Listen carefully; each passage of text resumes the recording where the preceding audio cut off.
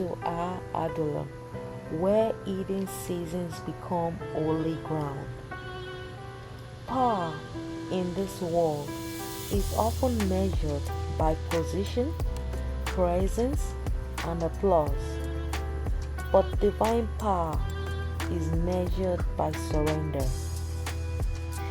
It's not the kind that dominates, it's the kind that endures. It's found in the one who kneels before God, before standing before men. Once God has spoken, twice have I heard this, that power belongs to God. That's Psalm 62:11. In a world obsessed with control, God's power flows through yielded hearts. It's the power that spoke light into darkness, yet still whispers peace into the soul that feels forgotten. When you feel powerless, when the prayers go unanswered and strength seems small, remember, God never asked you to be powerful. He asked you to stay connected to the source. For the kingdom of God is not in word but in power. That is what 1 Corinthians 4:20 says. It is the same God who empowered Moses with a stutter to confront Pharaoh, Esther with favor to face a king, and Paul with grace to write from a prison cell.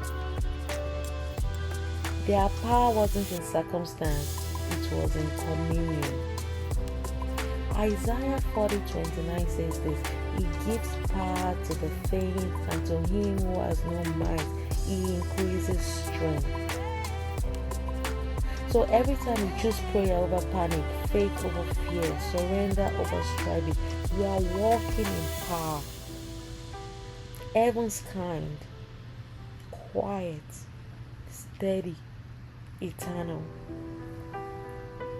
You don't have to chase what you already carry.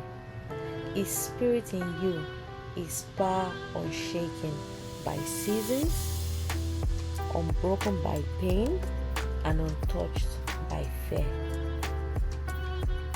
Power doesn't always look like victory.